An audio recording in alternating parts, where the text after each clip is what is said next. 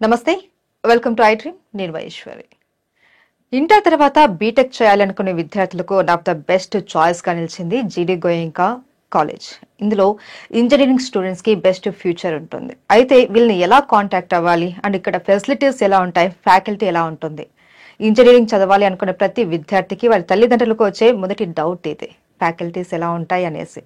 So జీడీ గోయంకాకు సంబంధించి పూర్తి వివరాలు అందించడానికి మనతో పాటు ఉన్నారు అక్కడ నుంచి రాజశేఖర్ రెడ్డి గారు. మరి వారితో మాట్లాడి అసలు ఏంటి, వీళ్ళని ఎలా కాంటాక్ట్ అవ్వాలి, అక్కడ ఫెసిలిటీస్ ఎలా ఉన్నాయి అండ్ ఫ్యాకల్టీ ఎలా ఉంది, పూర్తి వివరాలు ఆయన అడిగి తెలుసుకుందాం. నమస్తే సార్. నమస్తే అండి. సార్, జీడీ గోయంకా అనగానే one of the top engineering college అనేసి చాలా మందికి తెలుసు. అండ్ ఇది ఢిల్లీలో ఉంది ఈ యూనివర్సిటీ అన్నది, టాప్ యూనివర్సిటీ కూడా ఒకటి. అయితే ఇంత పేరు రావడానికి రీజన్ ఏంటి సార్ జీడీ గోయంకాకి? ముందుగా మనము ఢిల్లీ లొకేషన్ తీసుకుంటే అండి, మనకు సౌత్ ఇండియాలో చెన్నై, బెంగళూరు, ఈవెన్ మన హైదరాబాద్లో కూడా చాలా ఇంజనీరింగ్ కాలేజెస్ ఉన్నాయి, మంచి ఇంజనీరింగ్ కాలేజెస్ ఉన్నాయి. దాంతోపాటు యూనివర్సిటీస్ కూడా ఉన్నాయి.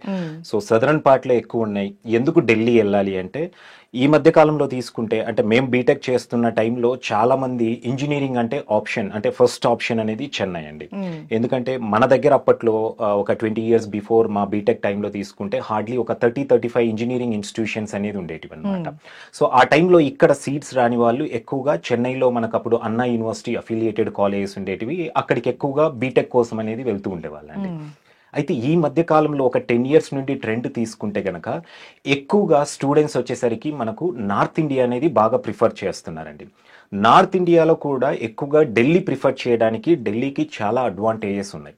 బీటెక్లో కంప్యూటర్ సైన్స్ ఇంజనీరింగ్ అవ్వచ్చు, ఎలక్ట్రానిక్స్ అవ్వచ్చు, మెకానికల్, సివిల్ ఇలాంటి ఏ బ్రాంచెస్ తీసుకున్నా కూడా స్టూడెంట్స్కు ఢిల్లీ రీజియన్లో అడ్వాంటేజెస్ అనేది చాలా ఎక్కువ ఉంటాయి. దీనికి మెయిన్గా ఏంటంటే, బీటెక్ చదవాలనుకునే స్టూడెంట్స్ డెఫినెట్గా కంప్యూటర్ సైన్స్ స్టూడెంట్స్ అయితే కనుక మనకు సాఫ్ట్వేర్ కంపెనీస్ ఉండే సిటీస్ ఎక్కువగా ఉంటాయి. లైక్ ఢిల్లీ అవ్వచ్చు, పూణే అవ్వచ్చు, అలాగే బెంగళూరు, హైదరాబాద్ లాంటి సిటీస్లో ఉన్న యూనివర్సిటీస్ సెలెక్ట్ చేసుకుంటే వాళ్ళకు చాలా బెనిఫిట్స్ అనేది ఉంటాయి. అదేవిధంగా మనము ఎలక్ట్రానిక్స్, మెకానికల్, ఏరోస్పేస్ రిలేటెడ్గా ఉన్న స్టూడెంట్స్, ఆ బ్రాంచెస్ కావాలనుకున్న స్టూడెంట్స్ అయితే కనుక చెన్నై కానివ్వండి, ఈవెన్ ఢిల్లీ లాంటి లొకేషన్స్లో ఉన్న యూనివర్సిటీస్ సెలెక్ట్ చేసుకుంటే వాళ్ళకు ఫ్యూచర్లో ఇంటర్న్షిప్స్ అవ్వచ్చు, ఈవెన్ చాలా యూనివర్సిటీస్ ఇండస్ట్రియల్ కొలాబరేషన్స్ అనేది చాలా కొలాబరేషన్స్ తోటి ప్రోగ్రామ్స్ అనేది రన్ చేస్తున్నారు. సో ఇలాంటి సిటీస్లో ఏమవుతుందంటే ఇండస్ట్రీస్ ఎక్కువగా ఉంటాయి కాబట్టి స్టూడెంట్స్కు వాళ్ళకు స్కిల్ పరంగా అడ్వాంటేజ్ అనేది డెఫినెట్గా ఉంటుందండి. ఎందుకంటే ఇప్పుడు ఫర్ ఎగ్జాంపుల్ సాఫ్ట్వేర్ కంపెనీస్ తీసుకుంటే మనకు బెంగళూరు, హైదరాబాద్లో సాఫ్ట్వేర్ కంపెనీస్ ఉన్నప్పటికీ కార్పొరేట్ కంపెనీస్ అనేది మనకు ఎక్కువగా ఉండేది ఢిల్లీ రీజియన్లో. హైదరాబాద్లో వచ్చే సాఫ్ట్వేర్ ఇంజనీర్కు జాబ్తో కంపేర్ చేస్తే బెంగళూరులో ఇంకా శాలరీస్ ఎక్కువ ఉంటాయండి. అండ్ బెంగళూరుతో కంపేర్ చేస్తే కనుక డెఫినెట్గా మనకు ఢిల్లీలో ఇంకా శాలరీస్ అనేది ఎక్కువగా ఉంటాయి. సో హైయెస్ట్ ప్యాకేజ్ అచీవ్ చేయడానికి లొకేషన్ అనేది ఒక కీ రోల్ ప్లే చేస్తుంది.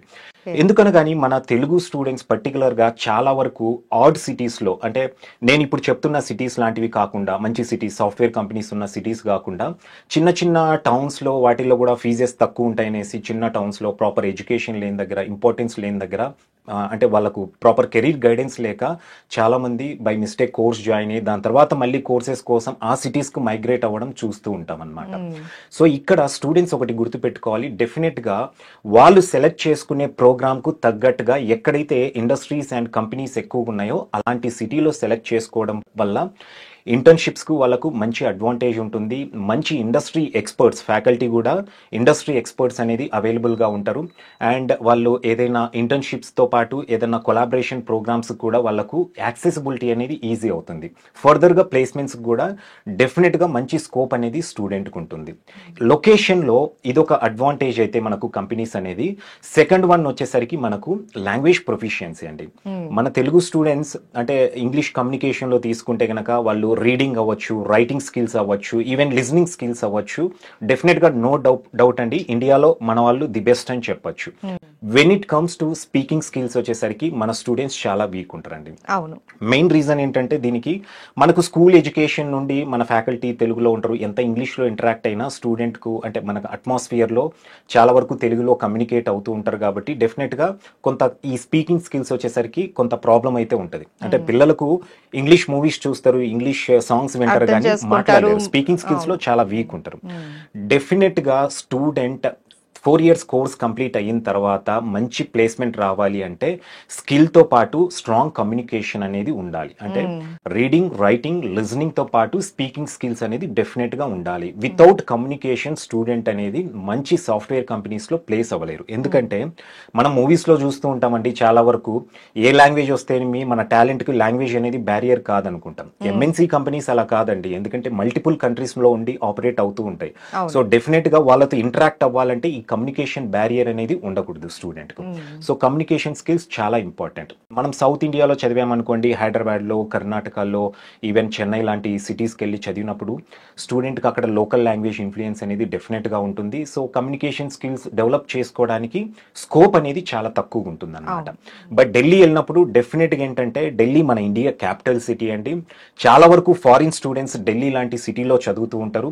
అలాగే ఆల్ ఓవర్ ఇండియా నుండి డెఫినెట్ గా ఢిల్లీలో స్టూడెంట్స్ అనేది ఉంటారండి. మన సౌత్ నుండి స్టూడెంట్స్ ఉంటారు, అలాగే నార్త్ ఈస్ట్ నుండి వస్తారు, ఈవెన్ హిమాచల్ ప్రదేశ్, జమ్మూ కాశ్మీర్ ఇలాంటి సిటీస్ నుండి, ఇలాంటి స్టేట్స్ నుండి కూడా స్టూడెంట్స్ ఢిల్లీలో ఉంటారు. దీనివల్ల ఏమవుతుందంటే ఒక కాస్మోపాలిటన్ ఎన్విరాన్మెంట్ అనేది ఉంటుంది అక్కడ యూనివర్సిటీస్ లో.